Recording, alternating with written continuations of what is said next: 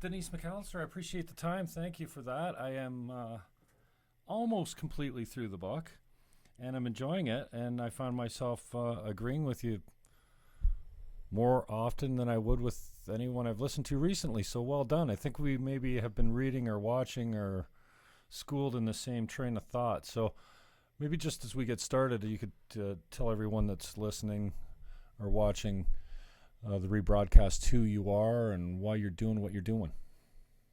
Well, thank you for having me. Yes, I'm the author of What Men Want to Say to Women But Can't. It will be out officially on February 11th. It's up for pre-orders right now at Barnes & Noble and Amazon. It is a book about the damage that feminism has done to relationships and how in a time when we should be celebrating masculinity and honoring and respecting it, we're denigrating it. And that this is causing great problems in our society and intense divides between people. And this book is an effort to eliminate some of those divisions and explain them and explain some of the things that men want to say, why they want to say it, and why we should listen to them. All right. Now, is this your second book then? This is actually my third book. I wrote a book years ago on the ministry of David Brainerd, and then I most recently co-authored a book with Dan Bongino, Spygate, the attempted sabotage of Donald Trump, and that was a New York Times bestseller. Great. And so, again, you say you're trying to heal the divide. I've kind of subscribed to the fact that men and women are further apart than they ever have been. I'm not sure that's true now that I've done the research on it.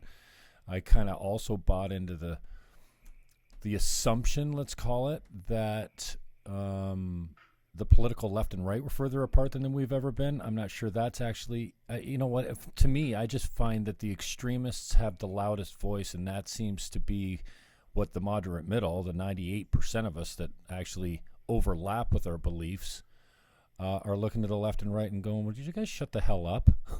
But they seem to get all the airplay or all the media attention or the social media attention. Maybe it's just because everyone's got a media account now. What's your thoughts on that?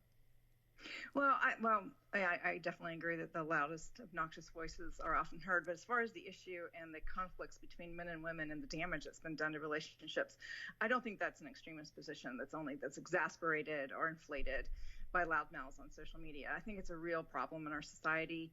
It's seen across all kinds of different metrics, from divorce rates to unhappiness to relationship brokenness, and all kinds of different things that are going on.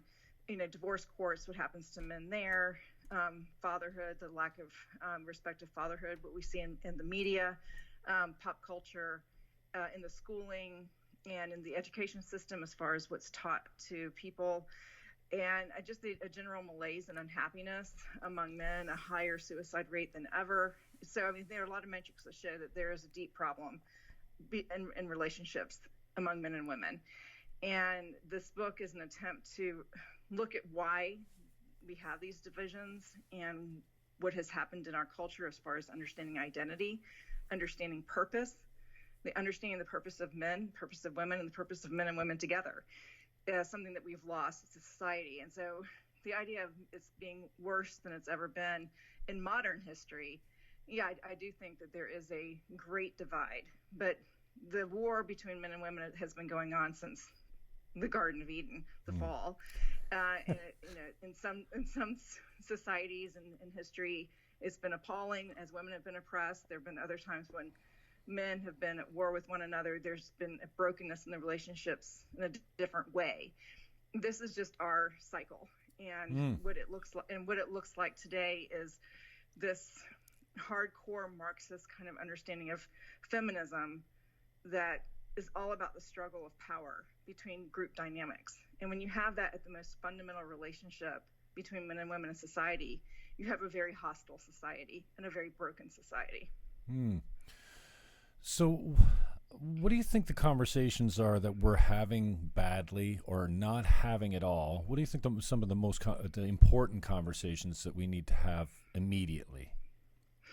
I think one of the major conversations that we're not having and we're not allowed to have because of blowback and backlash in the media and in our professions and in school is a right understanding of human identity, sexuality, and individuality, and how those three things work together to form a person's identity, and that identity construct, and how it's formed and understood, and how we live according to a certain purpose as designed creatures. And I know that sounds like a mouthful, but basically we don't really know what we're doing here on this planet. We don't know what our purpose is. We just think that we can live according to our own little whims, that are whatever our flavor of the month, or our little imaginations, whatever we desire for our own power. We think that that is our identity, that that is our purpose. And it's very narcissistic. And it's very isolating because it's based on just your own subjective ideas about yourself and about existence, when there are objective realities and a design and purpose that we have in common with each other as human beings. There's a design and purpose for men and masculinity, for women and femininity.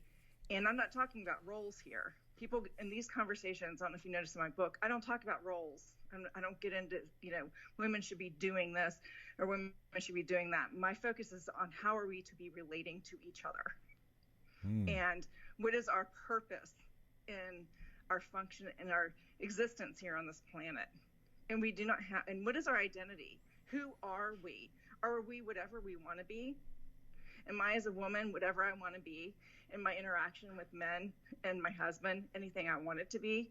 Or is there a design purpose for me and for other women that we have a shared objective truth about? That doesn't mean we're all cookie cutter cutouts of each other. Right. I'm an individual like no other person. So how I apply that in my life is going to be very different from other women.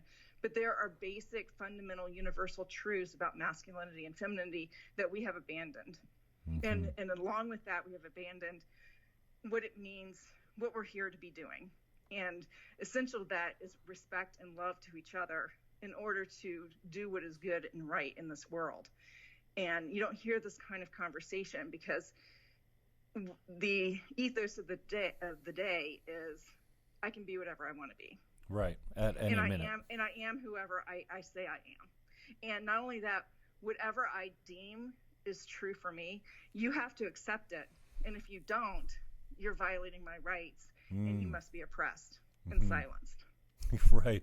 I kind of fall on the Dave Rubin side of things, I think, because I grew up a lefty. I was 24 years old in the first election that I ran. I just kind of fell in line. I really didn't have an educated debate, and I was a lot younger then. And as I've gotten older, I don't know if that old adage that they say, if you don't vote if you don't vote left when you're younger, you have no heart. If you don't vote conservative when you're older, you have no brain. I want to believe that I've wisened up a little bit. But this, first of all, don't take my guns and don't tell me what hate speech is. The two fundamental things, not so much here in Canada, but yeah, I mean, my family owns guns. And I get the idea that one day you might have to protect yourself from the government. Not to mention all the other uses for them. And more gun laws isn't going to solve anything. But this idea that biology, science, and then if you want to throw tradition in there too, it's just all thrown out the window. Like you were saying, I can change sex by the minute if I want. And then in society, we see the impact of men, biological men, as a transgender woman, I guess they call it, fighting in MMA and beating them in track. And I just, it used to be for me, I thought the left used to stand for freedom of speech and all the things that that were important to me. But right now, it seems like the left doesn't want to talk about anything. They just want to say, no, you're a bigot, you're a racist. For instance, if I got into a conversation with a politician here in my hometown about the abortion, the anti-abortionists, they stand on the corners with the graphic pictures in my area. And some guy went up and kicked all their signs down and gave them the hard time, like it was assault. And he's like, more of this. I'm like, more what? Assault and less free speech? I just cannot wrap my head around how they can have it both ways. Well, when you deny objective truth and human nature as designed, you cannot have freedom. You don't have any rights, because our rights inherently come from our Creator, and it's an objective reality. Even if you're not religious and you don't want to believe that line, you can be a deist like Thomas Jefferson, that at least there's some kind of objective determination of who our nature is. And it's that determination of our nature that endows us with rights, such as freedom of speech. But if you deny, we hear a lot about our rights coming from our Creator, our rights coming from outside of society. But if you those rights, what you don't usually hear is that our nature itself comes from outside of ourselves. And it's because of who we are as designed and objectively designed that we have the rights that we have. We have a society now that denies human nature as being objectively designed. It denies human nature as being a paradigm that is imposed on the will, if you will. And what that means is for example, I'm a woman. I have a uterus, whether I like it or not, that makes babies. I can sit here and pretend that I don't have a uterus that makes babies, but I'm talking about a fully functional human being here, female. But nature dictates to me that I make babies. Not that I choose to make babies, but that I have the capacity that's what I'm designed for. That's what my body is. And it's really funny when people, like the abortion debate, you hear this terminology about don't force pregnancy on me. That a state that believes in protecting the child in the womb is therefore forcing pregnancy on women. No, your body is forcing pregnancy on you that you chose to open up by spreading your legs and having sex. That's that free choice that you made, and I'm all for choice. I'm pro-choice. I'm pro-choice, and I'm pro you can do whatever you want with your body. But I'm also pro-human nature. And when your body makes a baby because of your free choices, you don't have the right to violate that human life that your body is forcing you to have. Based on your own decisions, yeah.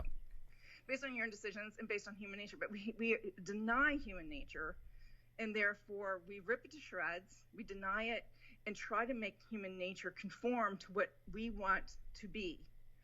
So women are denying their femininity in all kinds of different ways, and the purpose that's tied to that femininity, and rewriting it according to their own individual desires and pathologies, I will say, and agendas, and it's ripping the fabric of humanity and the relationships apart.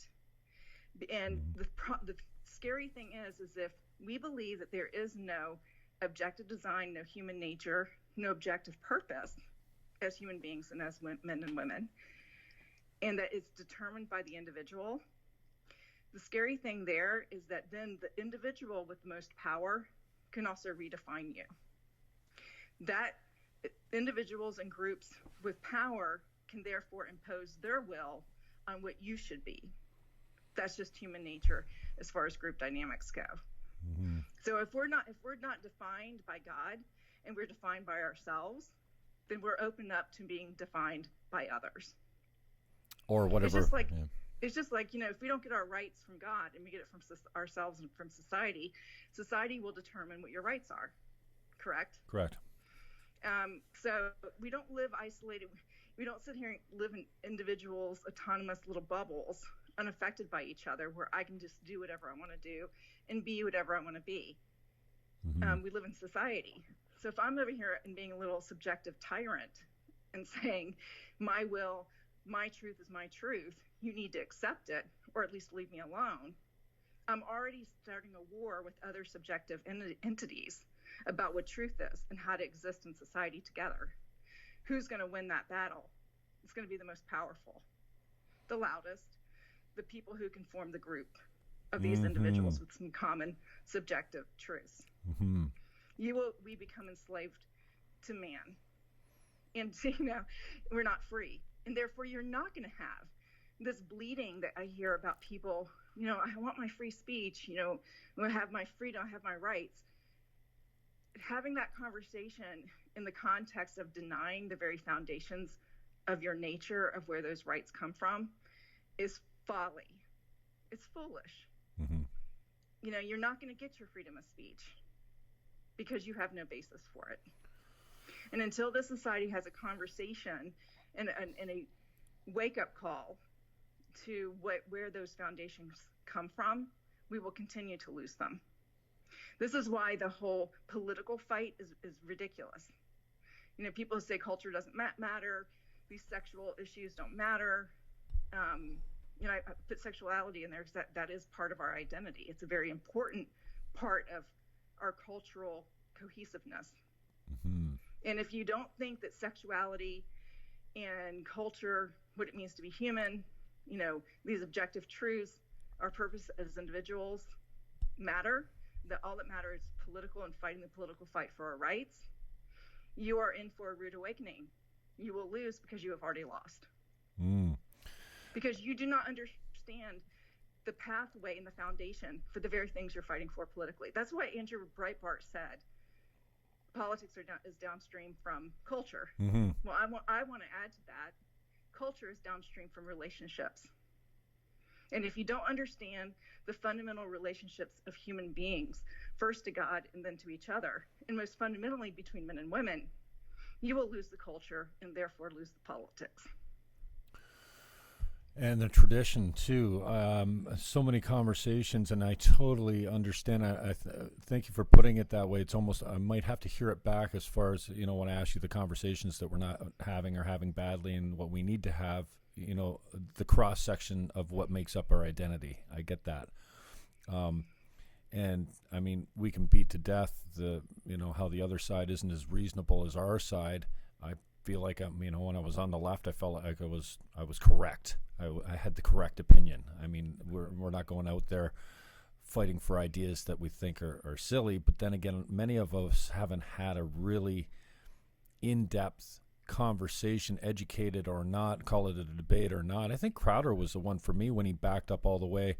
And I love how he does this. Okay, let's back up to a point where we agree. I mean, if we can't agree that after conception is a baby forming inside your belly, that it's not a baby till it's actually born, we have nothing more to say. And I'm totally cool with just saying, you know what, we can't talk because you're not reasonable enough to actually accept facts in biology. And I've changed a couple of my opinions. I think I have a deeper faith now than I've had recently. And I just wonder, though, what someone like you, who's clearly passionate, clearly intelligent and articulate, beautiful, I might add. I think I saw a part in your book where you're like, "Babe, we're scared to tell each other, hey, you look great today." Yeah, right. Mm-hmm. And I think one of the things men can't say to women, hey, you look great. Yeah, and I'm not sure if you were paraphrasing, but I've said this before, and I'm paraphrasing now. You said something like, "There was never a woman that a man didn't gaze upon with desire." Like, duh. And the way I put it is, listen, if a man, every single it doesn't, like, maybe it's just me, maybe I'm obsessed, but I'm 51, I'm way past that. If you're a man and you're saying that, the first time you meet someone that's half-ass attracted, that you're not in your head going through what it might be like to be with them, you're a liar. Which is part of how men and women are made. I mean, men are visual, mm-hmm. and they process, their relationship with women visually. And initially, it's a visual up front and center, and it's fine. It's fine. Mm-hmm. It's natural. It's what you do with it, what you act on after that matters. Mm-hmm. But as far as like that initial understanding of and attraction or not attraction or whatever, it's a physical thing. Men are designed that way, mm-hmm. and so God made Eve to bring comfort to man, not just spiritually, but physically. It was a physical need that God made for men and women. And so a man very much, and he's also very outward in his sexuality, and so he's drawn outwardly and powerfully to women on a very physical, and that gives him comfort. That gives him that's how he expresses love, is in that, by providing outwardly, by sexuality outwardly, his genitalia are even outward, and it's all outward with men.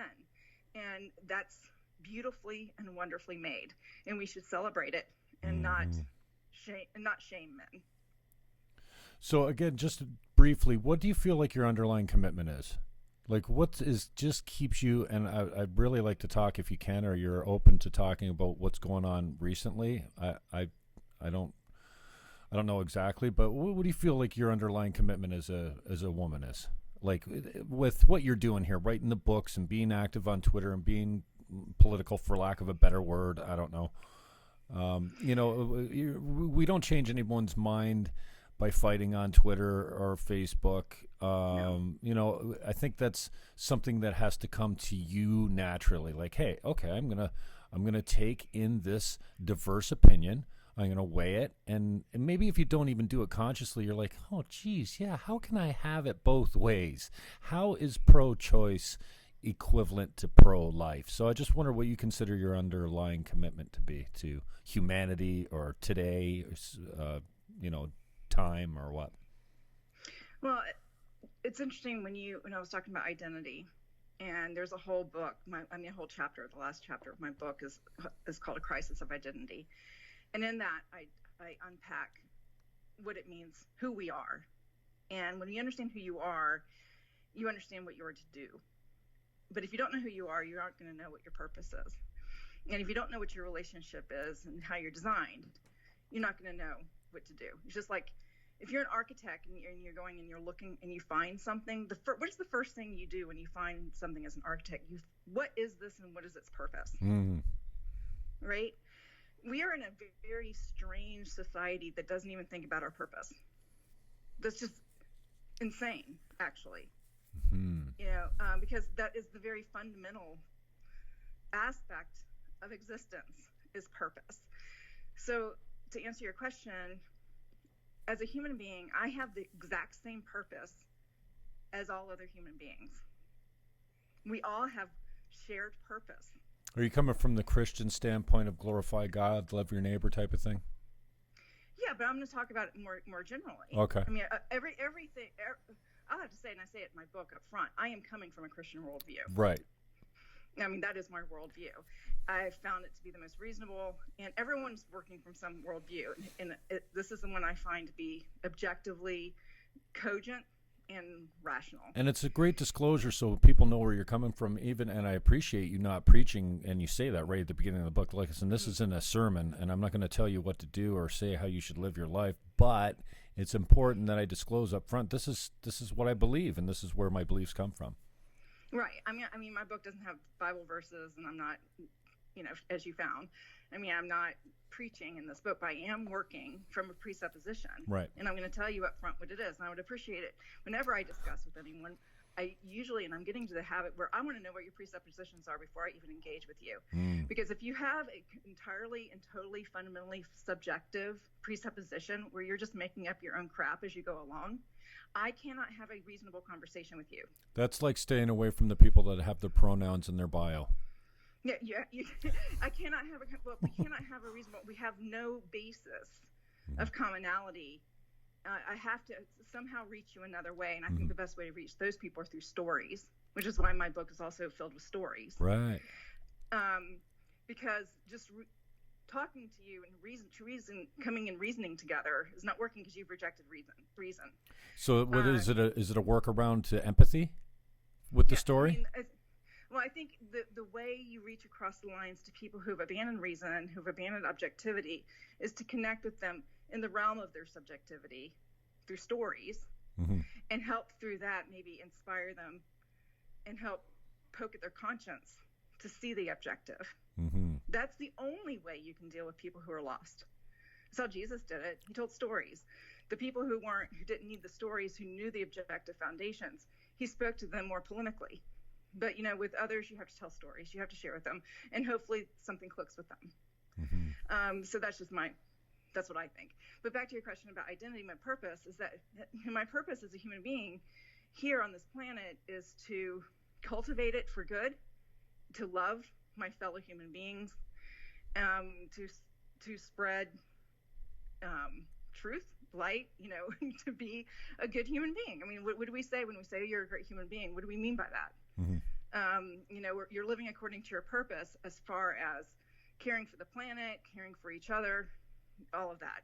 That is something all of us are called to do. That is the purpose of all of us, to live in community with each other in this world.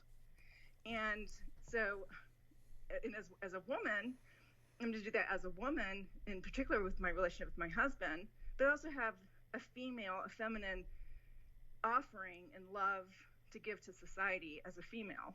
An encouragement, for example. I think that is very important for me to be an encourager, to be an empowerer of others as a woman, in order for them to carry out their purposes as human beings and to serve, to be a servant, to be loving to them. And these are also may seem lofty and idealistic, but they're really, when the rubber meets the road on a daily basis, if you're thinking this way, life becomes more enriching and more fulfilling. Then, as an individual, where I am unlike anyone, no one else is like me, no one else has my experiences. You share my sexuality, you share my humanity, but you're not Denise McAllister. Now, what is my purpose as me? And I have to find that out in my own journey. And for me, it has been to be a writer, to analyze culture, to think deeply about these issues. I've gone to seminary, I've studied, I've worked in journalism for years. I've counseled people, and I've been through a lot in my own life, and a lot of trauma that has led me to have understanding of a lot of different things. And so my calling is to look at what's going on in society and try to bring healing there and realization. And sometimes that's hard. That's not real fun, because you have to confront people and you have to tell them the truth. And so I feel like I'm a little bit maybe an Old Testament prophet that way, in that here is the truth. Here's what you're missing, society. You're off base as a culture, as a society. You're not living according to your purpose as human beings. You're not living according to your purpose as men and women. You're out of kilter with relationships. They're not healthy. You're all about acting like narcissists a lot of the time. It's all about the me, instead of what is my purpose? And my purpose is fundamentally about others. And I don't mean altruistically, as if I'm a doormat. I'm talking about my life is not about me doing whatever I think I should do. That's when we become so self-obsessed. That's when we lead to nihilism and depression and suicide, is because nothing really matters and no one cares and I'm all alone in this. And, when I used to get like that, when my mother was still alive, God bless her soul, she's been gone almost 10 years now, way too young, but she'd kick me, well, not literally, but give me a figurative kick in the ass and say, now, get out of here and go do something nice for someone else. Stop feeling sorry for yourself. It's not about you. This isn't your problem. And she only came to faith very late in her life, but she was so right. Like, geez, it's the more you focus on self, the more nihilistic and depressed and suicidal I think we become. And lonely, because think about it. If you're only focusing on yourself, only the self can inhabit one place at one time. So if everything's about the self, you're lonely. And we were not created, we're not living as human beings on this planet to be alone. Right. Fact. This is going to sound fuzzy and wuzzy, but our purpose here is love. And unfortunately, we live in a society that has corrupted that word. We can't even talk about it. It's funny, even people who believe it in the Christian community, when you talk about love too much, they'll go, oh, you're being squishy. There's more to life than love. Or if you talk to other society, other people who reject the Christian foundation about love, they think it's sexual. We've sexualized love so much. Love has become sexualized.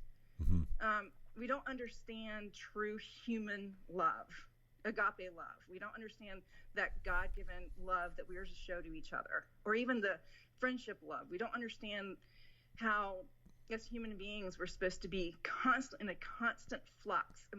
Ebb and flowing in our life, and in our relationships of moving in love. And, that's so important. And we do it. Men love differently than women. Individuals have different ways of expressing their love according to their individual gifts. And all of us humans should be expressing a commonality of love in the same way. But because we have actually turned love into, John Paul II has a wonderful saying. He says, the opposite of love is not hatred. It's using. I'm on the phone. It's using. Go ahead. Sorry.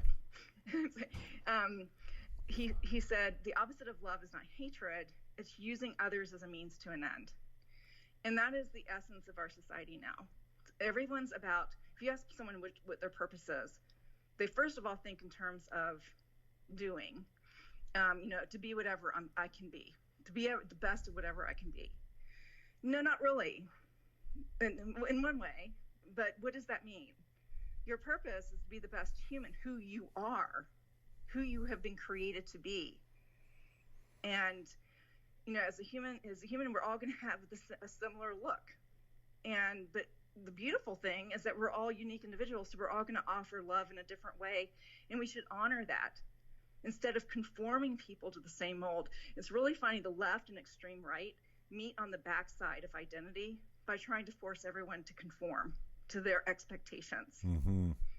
And because the extreme right makes their legalism and makes their expectations that are really their own, as if it's God's saying.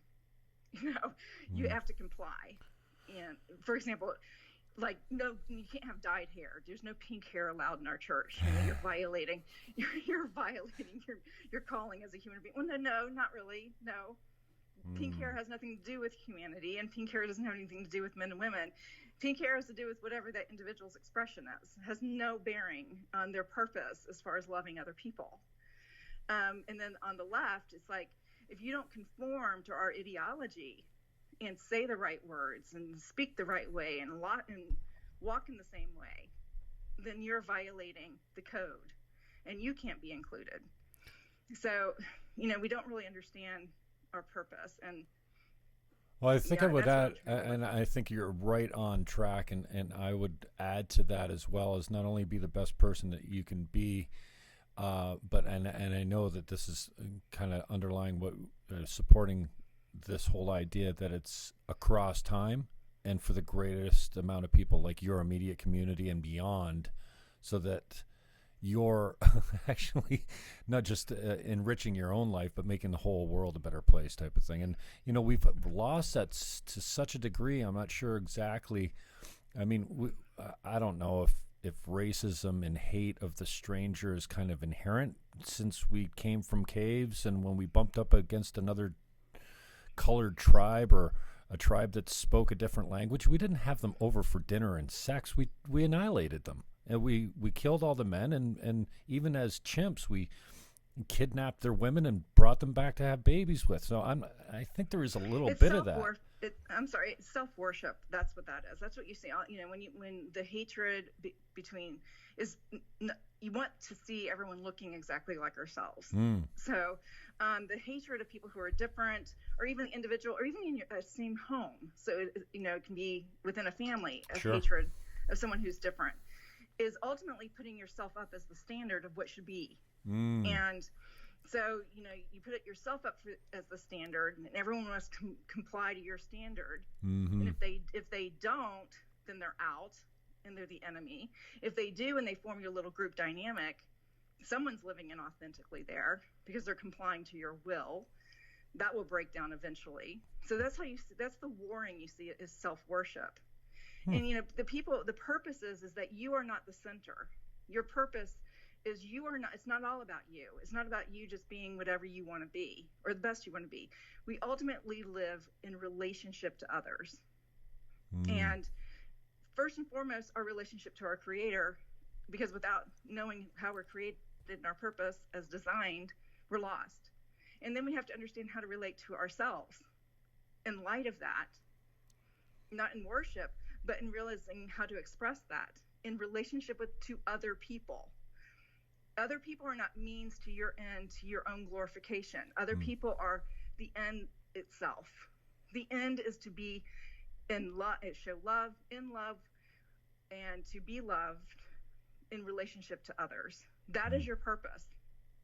And if you're only concerned about doing and accomplishing and, whatever it is that you're doing, and it's out of touch with relating to others in love according to their design by God, not by who people want to make themselves out to be, or according to how they fit into your group dynamics, you're self-worshiping.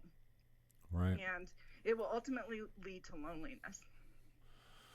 And we see a lot of that today. I wonder, do you think, I've thought that after 9/11, I mean, that hit the whole world, but I guess Western civilization more. And I thought, you know what, this is it. People are going to go back to their churches, to their families, to their gardens, to their home-cooked meals, and life will never be the same. I think, there was a shift. Certainly in the States, you saw a reordering of a lot of the liberties that were guaranteed to you, not so much anymore. But you think and I joke, but only half joke, that it's almost got to take an existential crisis, maybe, if you believe in another world or aliens or a foreign invader or something, for us to all come together and get that, you know what, I'm you, you are me, I'm Trump as much as you are. And, Madonna standing at the Women's March saying, I think, they don't get the hypocrisy. You're just giving it right back to him like he's a master troll. I think he does it just for reaction, and he's got the media manipulated completely. But do you think there's a chance that we can get back to a point where we're like, it doesn't matter what language you speak, what God you worship, or what color your skin is, we're all more the same than we are different? Yes, but we won't understand that unless we understand that the God who made us is one. And I'm sorry, I know that doesn't sound very cooperative, but, everyone believing their own thing, again, comes back to division and their own foundations. I mean, there is truth. You either believe it or you don't. And so it's a matter, what is that truth? What is that objective truth? And finding that. But we're in a society that's not even looking for it. That's where I would say the difference is between this society and other societies in the past, because people are like, oh, there's been conflicts before. And of course, we have an entire human history of conflict. One of the differences, though, in this modern society that's really strange and bizarre, and you've seen it on micro levels in different societies, is this complete abandonment of objective truth. And that undermines objective truth regarding presuppositions, suppositions, logic, all that kind of stuff, but also, like I said, about nature, about human nature, science, and human identity. Everything's subjective. We live under the tyranny of subjectivism. That is a frightening path, because that leads to tyranny in every way. It leads to isolation. It leads to warring. It leads to very lonely lives and hostility. And the only way that it's going to change is for people to be woken up to the fact that they're not little gods. Right. They're not little gods. You're not a little god making your own little subjective ideas. The truth. This whole idea of my truth, your truth, his truth, the purple man's truth, everybody's truth, billions of truths, is bull. It only leads to war, hatred, isolation, and conflict. We can only have cohesion and relationships when we have a common thread that binds us all. If there is no objective common thread of binding, how can we have cooperation?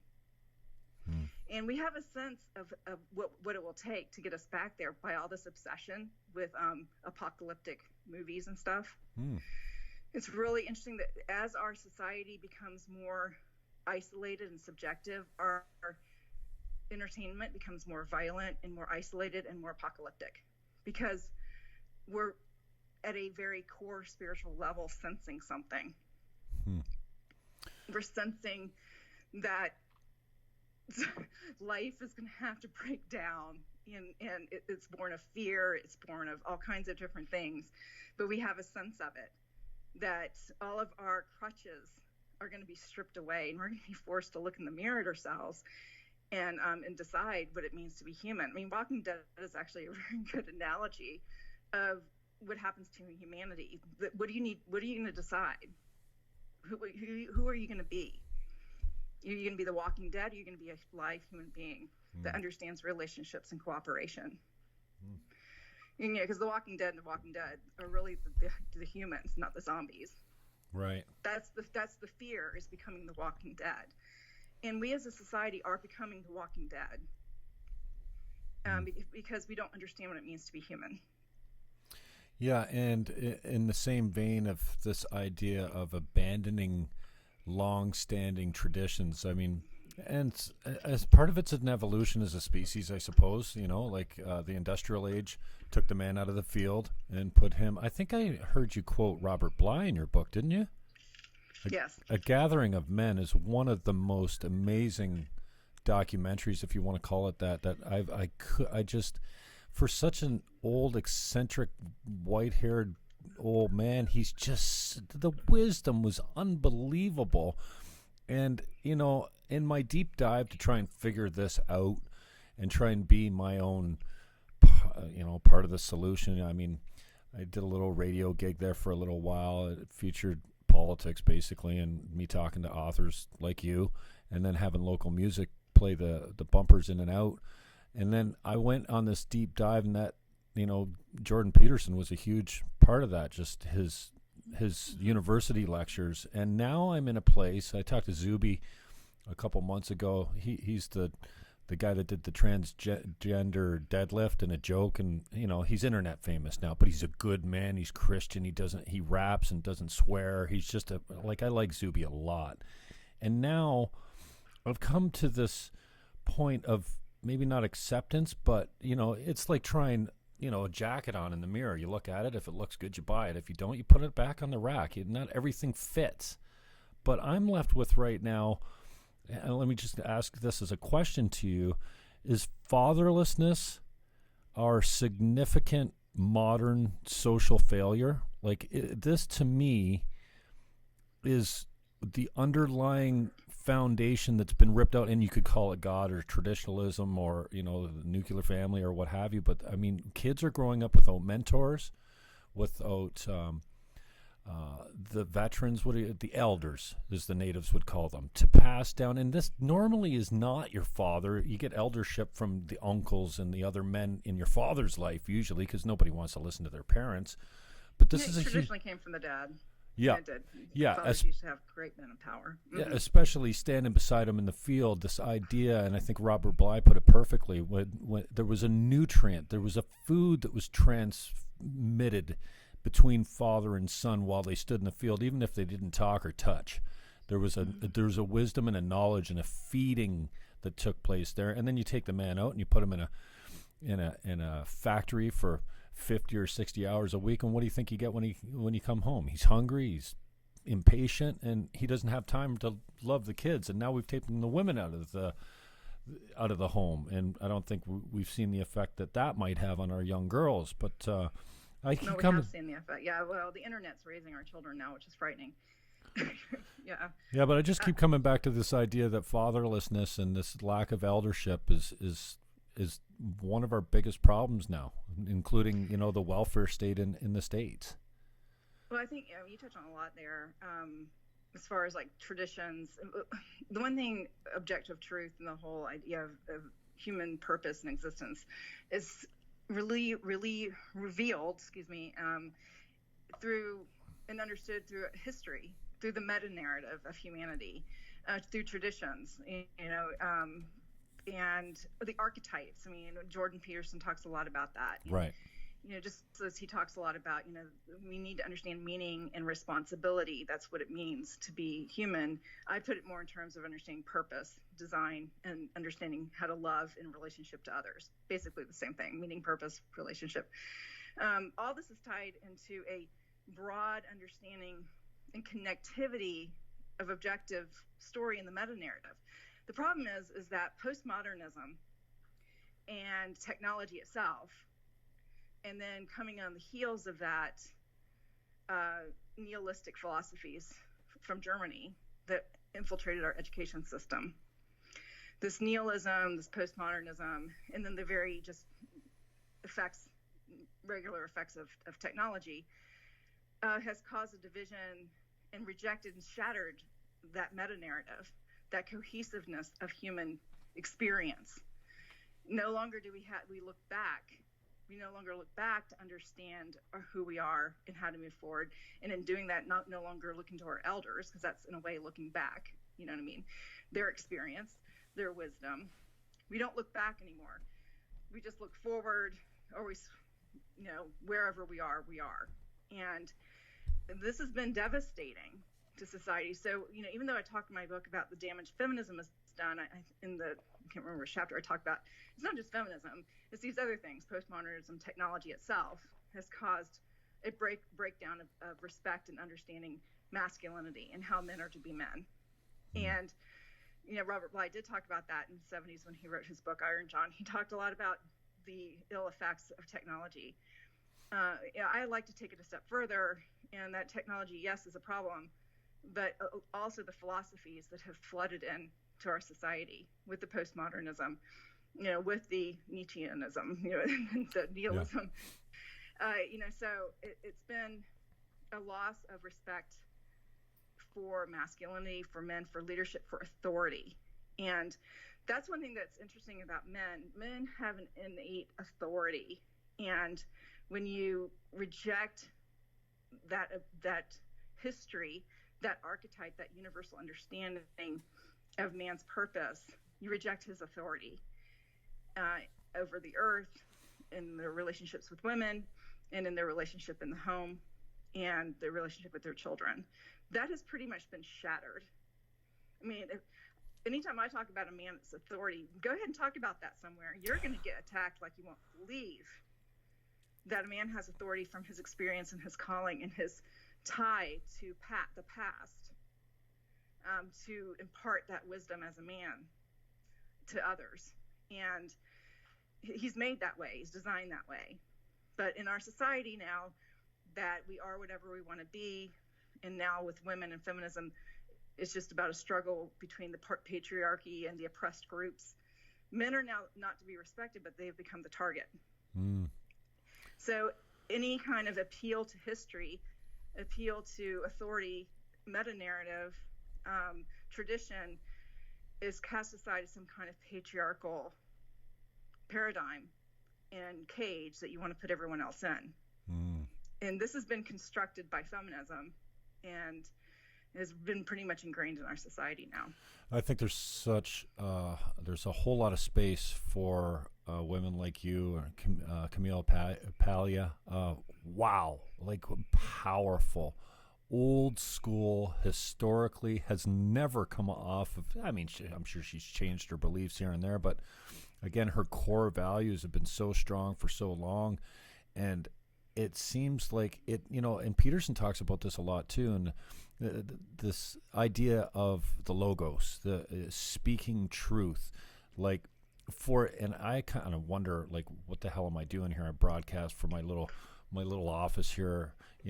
I've got less than 200 subscribers on YouTube, and many times I'll go to do a video. I'm like, nobody really cares what I think, but this idea that not speaking truth only leads to death and destruction.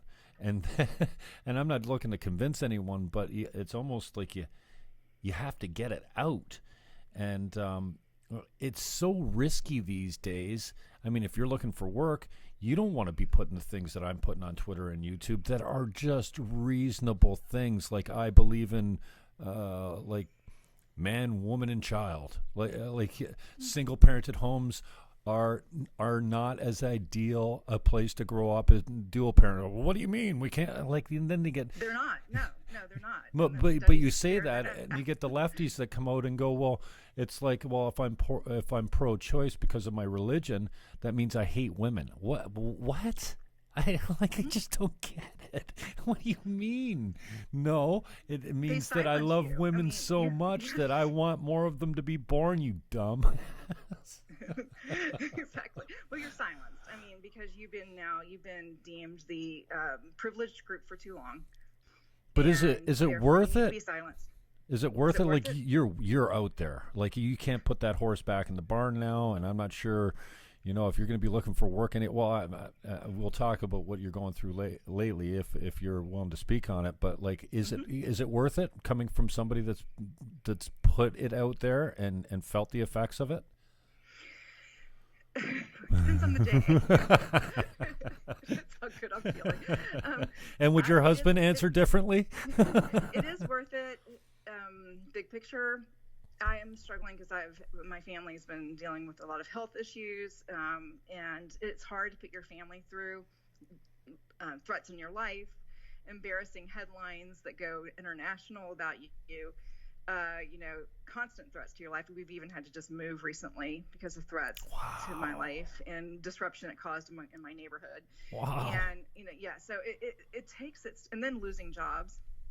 The financial hit of losing jobs because you said something that other people didn't like, and that was challenging to a paradigm that no one, that's been accepted. And so the cost and the toll is very, very high. And I've gotten to the point I can't get a job now writing at a significant conservative outlet. Since when? Since I offended a gay man who had attacked my husband on Twitter. Like recently? Yeah, that happened in March. Wow. And it all unfolded. I just lost my temper. I basically just confronted him, kind of what we've been talking about his purpose. And he was mocking and making fun of my heterosexual relationship with my husband, basically accusing my husband of domestic violence because he said I shouldn't be interrupted he didn't want to be interrupted during a basketball game. And I agreed with him, saying I shouldn't be violating my husband's space. Basically, my husband and I have an ongoing feminist joke, because he knows he'll like overboard, do the domineering thing, and he was like, "Woman, you know better than to interrupt me during the game." And my husband's loving and kind, and I got deluged like you would not believe on Twitter. It was a Twitter mob of just. My husband was abusive. I actually had people threatening to call social services, saying I was facing domestic abuse. And it was maligning my husband, who's not a public figure. And some people said, well, you put it out on Twitter. You should take it. No, I disagree with that. I should be able to say things jokingly without being attacked by a mob. Sarcasm doesn't go over very well on social media, does it? Yeah, but they knew. I mean, this has been ginned up all week because I'd had a spat with Meghan McCain, and anyway, it was just a big S show, and so but this gay journalist was kind of mocking the whole thing and egging on his followers to keep up the idea of, oh, Denise, your husband, problem. And I'm like, who are you as a gay man to criticize my heterosexual relationship between a man and a woman? And that escalated until I just basically said, you don't really understand, obviously, from your choices, what the purposes of men and women in masculinity and femininity. Instead, you're trying to find meaning in a gay relationship. I put it more crudely. Isn't it strange that all these social justice warriors and these people fighting for, like we really oppress gay people still in today's society, that, if we all were like you, then we would fail to exist within a generation. We'd be done. Oh yeah, no. Well, it's just it's not natural. It's not by design, and so because I made that stance and I made that comment, and I apologized to him for saying it crudely because I was angry, and but I didn't apologize for the substance of it, and I apologized to him. He wrote me, and I wrote, we communicated, but two of my employers at the time immediately fired me. Wow. Ben Shapiro at the Daily Wire and Ben Domenech at the Federalist immediately fired me. Ben Shapiro, I don't even get that. I mean, he's such a traditionalist. He's obviously a heterosexually Jew, and what is I don't get. He doesn't usually align himself with these people. So there's a whole what principle was violated? That, like, I always found Ben to be pretty objective. Conservative media behind the scenes is not what you see in front of the scenes.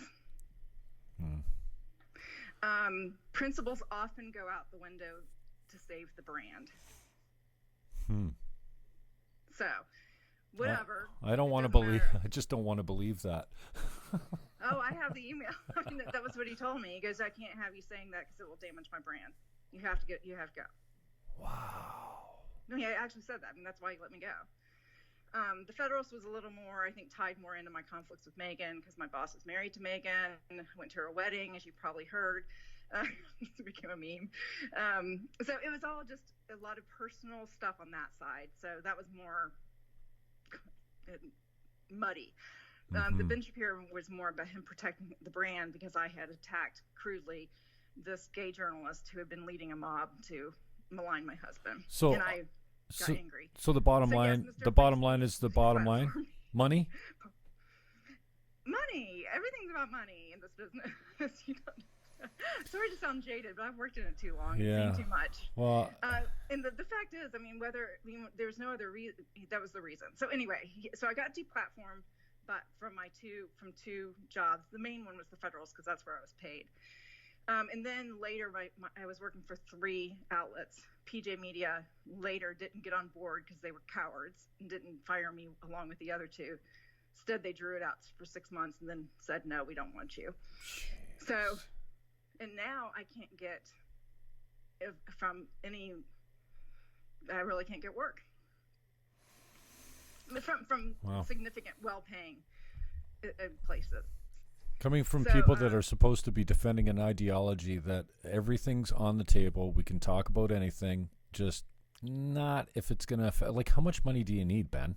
Like, I'm sure he does pretty well with his $10 a month or whatever he gets. Well, I mean, the real sad thing was at the Federalist is that they have a policy at the Federalist that they don't fire people for what happens on Twitter. Well, that sounds reasonable. What about Gavin McInnes? He's creating an island of misfit person. Toys.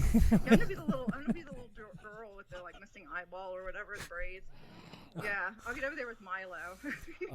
You know what? I haven't been a Gavin McInnes fan all that long, but he was the first to get me to subscribe. I've never paid for content before. I think he's absolutely hilarious. His interaction with him and what we call Rogan's Jamie, what's his name? Ryan Katsu Rivera. And I just find it, his traditionalism, he just won't back off of his beliefs, and then he's very okay to go, good point. Yeah, you got me there. Like, that's so refreshing to hear somebody say, you know what? Yeah, that is kind of hypocritical. Maybe I need to rethink that one.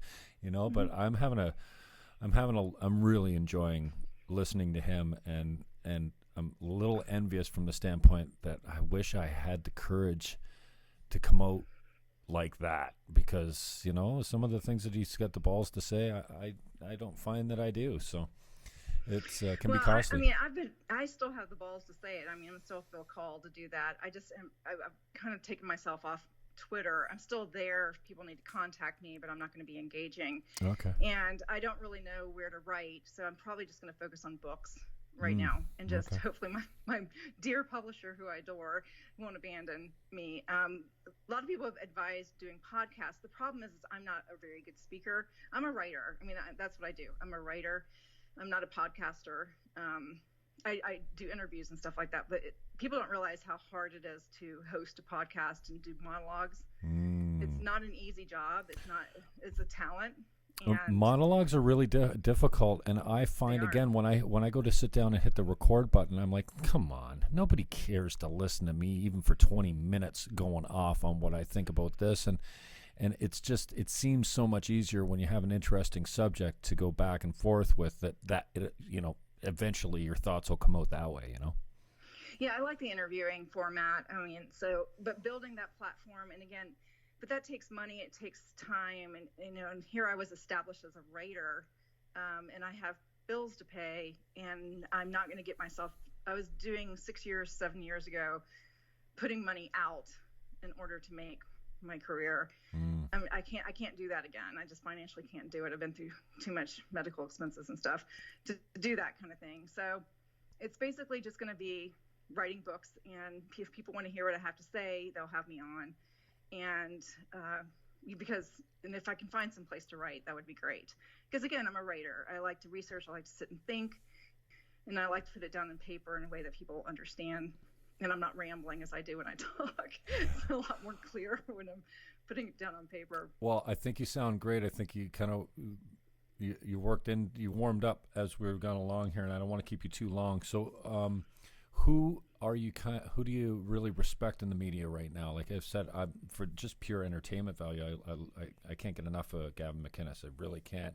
And it took me many steps to get to him. I think for me, first, it started with Peterson, and then I think Crowder, because I've got this, and Peterson is strangely becoming really funny. Like he really knows how to nail a joke, and there's nothing funny about what he's talking about. It's just his cadence, and he's really gotten to be a little bit more entertaining than that dry professor like.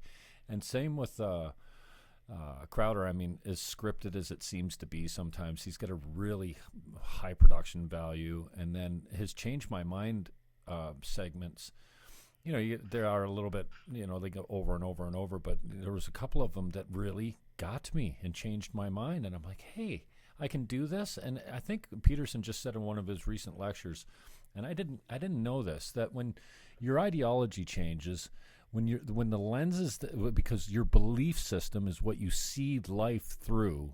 It's the lenses that you see life through. When those change, what do you think? That's easy? Because I was going around telling everyone, like, I'm really struggling.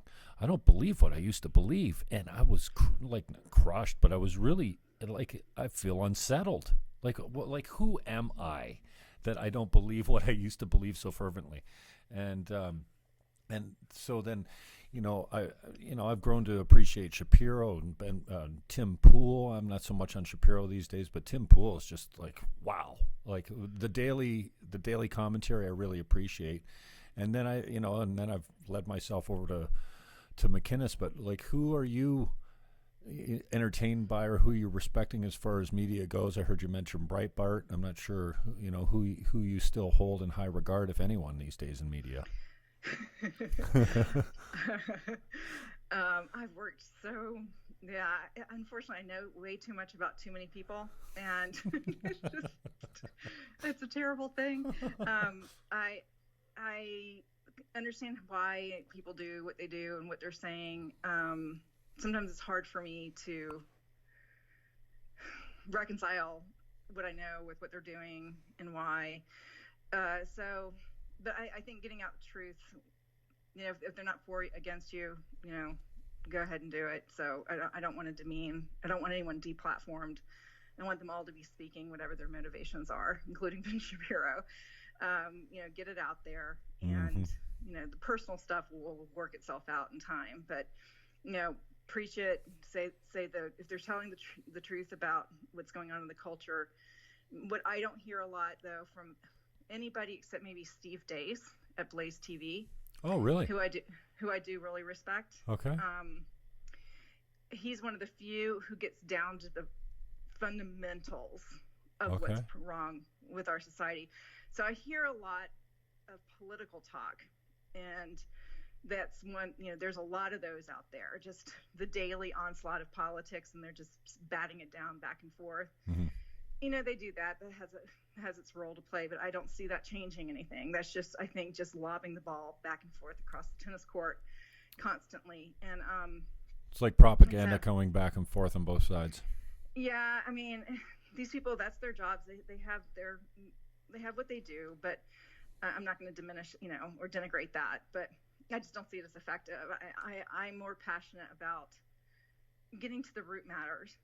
And I'm passionate about that. And one of my frustrations is that not only are the platforms not wanting to hear it and people not wanting to hear it and silencing you because of the speech, like I talked about, but also the formats themselves are especially writing formats, they're getting shorter and shorter. And I'm sorry, you cannot dive down into deep, meaningful things. Right. In 500 words. Right. So getting people to read, is difficult. I do like these long interviews. I think they're really good, very helpful, and excellent. I think that needs to be going on more. If the writing's not going to be done, then there at least needs to be the interviews, or do the writing and then, like we're doing, talking about the writing and, explore that.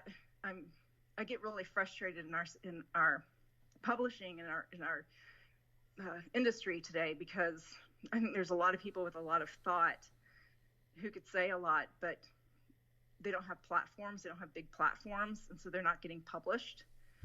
And so it's like this weird thing. You have to build a platform before you can get published, and not everyone can, and yet they have a lot to say. And so unfortunately, a lot of people with big platforms are publishing crap, and just because they have the platform. So that's why you see celebrity books all the time, because they have the platform, and publishing companies are lazy. They don't want to promote. So anyway, back to your question though. Steve Deace is great. He really does see the foundations and the complexity of what's going on in our culture, and has the fundamental worldview that sustains right solutions. Now, you started out your book with a conversation about Kavanaugh, and it had me realize, when I went back and thought about, I watched it live, her testimony, and then his, I think it was on the same day, and I realized that I believed her. Like, initially, I was so moved by what she was saying, but and how she was saying it. Yes, and then it, I was just sitting here yesterday, and I'm like, well, I also kind of believed Mel Gibson in Braveheart, so you're not such an idiot, because I felt foolish afterwards, because when I saw Kavanaugh come up, and you said this in your book, like, this is how an innocent man defends himself. He gets emotional. He wants to scream from the rooftops. He's almost violently defending himself. And I'm like, you know what? Eventually, it didn't take me too long. Who is more likely to be the actor that's been put up to this? An academic lawyer that's been in school his whole life and on a bench trying to, make fair decisions for society, or whoever she was. I mean, it was like lame political theater.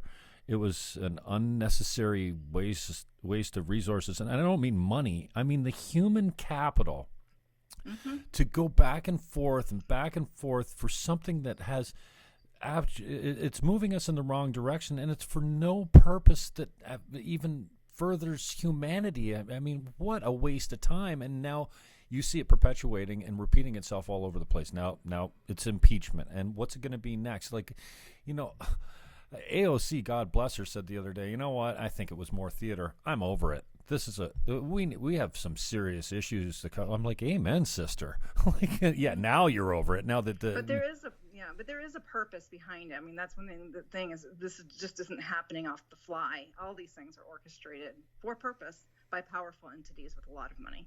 I mean, and that's not conspiratorial. I mean, the Media Matters has put out a whole booklet on how to delegitimize Trump and people in the media, and to silence opposition in order to tear down the GOP, in order to tear down conservatives, and to put left-leaning politicians in power. And I mean, it's an agenda.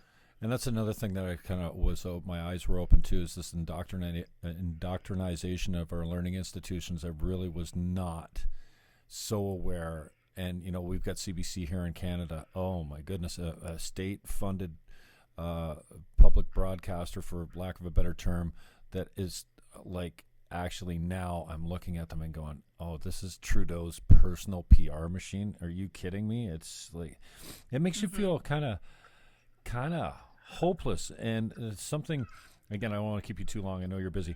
A theme that kept recurring for me in your book was equality of outcomes. And, a lot of people just don't get how evil that idea is, Well, it's very evil. Yeah, equality is a great goal. legal equality, equality before the law, equality of opportunity in terms of not putting obstacles in the way, not equality of opportunity as in being made for you, right? But equal outcomes, leveling, and is dehumanizing, because it removes the differences among people. We're all very different, and this is why the Equality Pay Act. Equality Act for that the feminists are promoting here in America is a sham. It's all about equality of outcomes. Right. And when that happens, you are going to be taking away and violating the rights of other people, men, in order to secure outcomes for another group, women. And it's a violation of the very rights that we say that we stand for. It's evil. Amen. What do you think the best privilege is to suffer from? I know privilege is a really dirty word these days, but is it, I don't know. I think intelligence has got to be up there. Yeah, easy to look at probably isn't that. I was gonna say beauty is a huge, I would put the advantages of beauty in our very shallow society probably skyrockets over intelligence these days. Wow, really? I mean, look at celebrity worship itself. I mean, it's just really annoying. And I'll say it as a woman. Women get away with all kinds of stupidity and garbage if they're attractive, and to a point. But they do. And people think you're brilliant. Some women, they're very sexual, and suddenly they become brilliant anytime they say anything cogent. And I'm like, no, she's not brilliant. She's just smart with some really nice boobs. And now she's got a platform to speak to millions.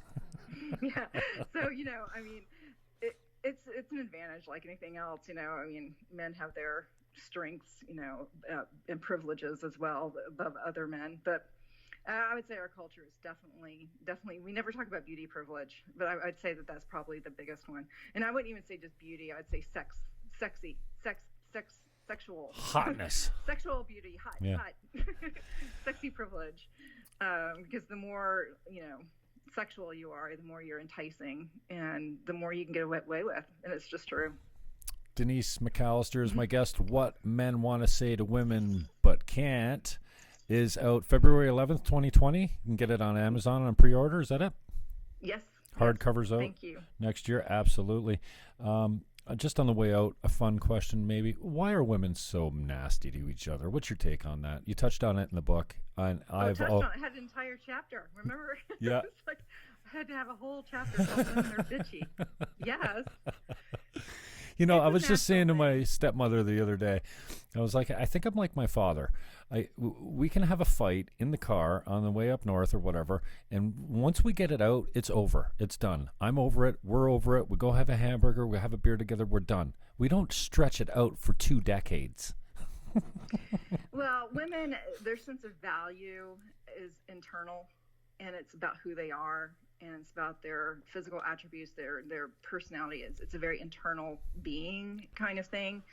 Men choose women not by what they do for them, but by who women are, how they look, how they act, that kind of thing. Women tend to choose men more about what they can perform and what they provide. Not that looks don't matter, and these are not just hardcore black and white things, but it's part of the female psyche that competition with other women is not just about what we do, it's about our very being is on the line. And like survival type of thing? Not a survival, it's about value and worth. Again, This is where if you understand our purpose in life is relational fundamentally, and our sexuality, our humanity, everything's tied into relationship. Even if you're not married, a woman's designed to attract a mate by who she is, not by what she does. It's her essence of her being. And so an internal instinctive competitiveness to get the man is be the most beautiful, to be the most alluring, to be the kindness, the gentleness, whatever, to be the most womanly, the most fertile. And in the process, tear down the competition? Well, yeah, or just be the best. This is why women are constantly sizing up other women looks wise. When they enter a room, it's why we criticize women by their looks more than we do men. It's just everything's about the looks of women. It's because that's the core crux of her able to secure the relationship with the opposite sex. So again, even though I'm in the workplace and I'm obviously not competing for a husband, I'm already married. I'm not wanting to date everyone in the office. There's a core tie that's fundamental in our brains that competition is for a woman is tied to our very being. It's very hard to break that. So when you enter a competition, especially if it has any kind of subjective aspects to it that are personal, it's not like cut and dry win or lose. The more cut and dry the competition is, the easier it is for a woman to detach the emotional aspect. But even then, she's more connected to it personally to it than a man is. Men can compete. It's about doing, win or lose. Only really wimpy, wussy men get all emotional about it, and we know who they are, and it's disgusting. But real men compete, shake hands afterwards. I got beat, whatever, go out and have a drink. It's because they compete externally. It's about what they do, and not about their very being. But a woman, the competition is so tied, and that's not to make women bad. They can't help it. It's just how they are as women. So it makes them very nasty with each other, because you can't really, you just are who you are. And, when you lose at something, it suddenly becomes personal. I'm devalued. She beat me. They're nasty, and it's just, and you compete with each other. And women always revert to competing on a personal level, even if they're doing an objective thing. They try to be prettier. They try to schmooze. They try to use their sexual allure. They resort to a personal being aspect of the competition. And it's very cutting to lose to another woman, or, women lose to men easier than they do to women. You've probably noticed that. They still don't like it. They still will take it personally, but it's easier. But to women competing, women working in the workplace, which is automatically competitive, which is what feminism created for us, right? This competitive workplace, sending us in to act like men when we don't act like men. So you have a whole bunch of women in the workforce who act like women but think they're acting like men, and they're a nightmare. I don't know why it's so hard to acknowledge that we're not equal. Yes, we need to be. We need to see. We need to be treated equal in the eyes of the law. Yes, opportunity, all that kind of stuff. But we're not equal. We're better at different things, and that's okay. I mean, even between races, there's some significant differences. No one wants to talk about cultures. Cultures. It's race versus intelligence. No one wants to have that conversation. I mean, I think there's, and it's just that the stifling of it is. It's concerning. So anyways, Denise, thank you very much for your generosity and your time. The book's called What Men Want to Say About Women But Can't. Say two women. Oh, say two women. Well, what did I say? About women. I'm sure you say a lot about women. What Men Want to Say to Women But Can't is a wake-up call for women to understand and appreciate the men in their lives, value masculinity instead of degrading it, and heal relationships damaged by toxic feminism. Man, we've heard a lot about toxic masculinity. I am a Schick user now, and I never had a closer shave than the day I saw Procter & Gamble's stocks come out, or Gillette or whatever, nosedive. I guess I'm not the only guy that was pissed off that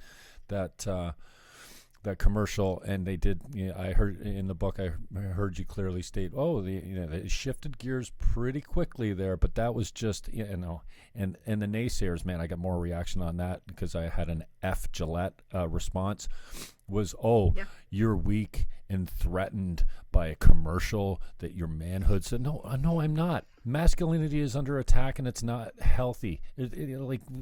More healthy masculinity, please. Why can't we just get that? I don't know, but.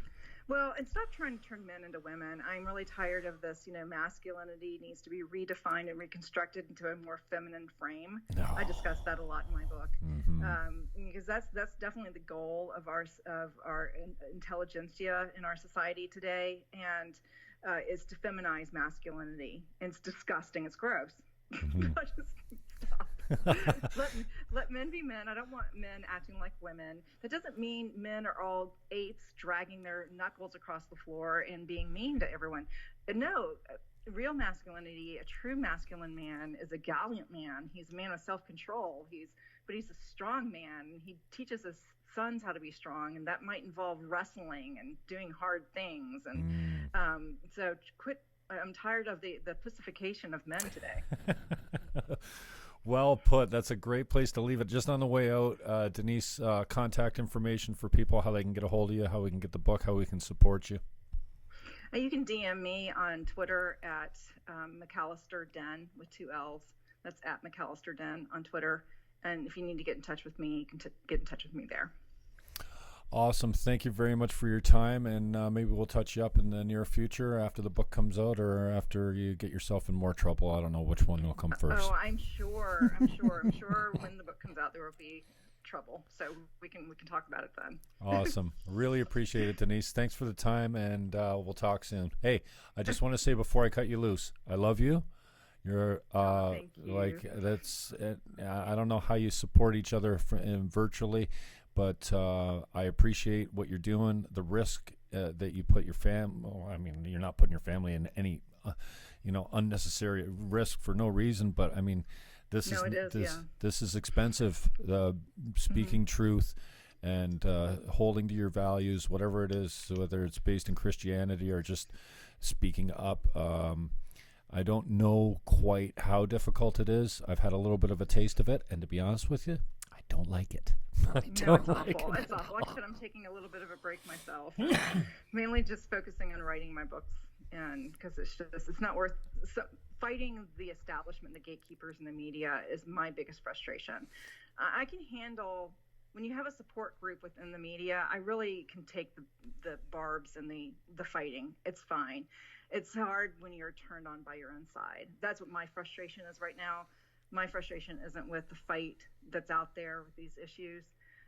Mine's more the betrayal and the lack of support from my own side. Well, when you're standing there on the front lines and you're getting shot from behind, I mean, where can you go? Well, I hope to see you on with Gavin McInnes soon with maybe sitting next to Milo or whoever. I don't know. Milo's great. Isn't he unbelievable? Yeah, he's little over the top. He's a little bit full on, a little bit much all the time. But, I mean, we're grown-ups. It doesn't take much to see the good in people. And I don't care if I believe everything he believes or whatever, but his heart's in a good place. He's hilarious. And, I mean, there's probably no one on earth that knows as much, what speaking truth might lead to, but he's taken it all in stride. I think he's hilarious, and I got a lot of time for anybody that puts themselves out there, including you. So I hope that thank you. There's some bridges that are mended, or you need to get whatever you need to get from whoever you need to get it from to see that you're employable, at least as a contractor, for crying out loud. What, you can't write independently? Quillette might be interested. I mean, you're a great writer, and I think you're articulate and intelligent, and hey, that goes a long way, and we need more women people, period, like you. So well done. Well, thank you. You have a great day. All right, we'll talk soon. Thanks. Okay, bye. Bye-bye. I think I know how to work this. Yep, we're offline now. Okay, so if you need her, that's how you get her. Denise McAllister. The book is called What Men Want to Say to Women But Can't. You can pre-order it. It's out February 11th, 2020, but you can pre-order it now on Amazon. And I've already read it because I'm that important. I appreciate the time, Denise. And if you want to get a hold of her, that's how you do it. All right? Peace out, yo.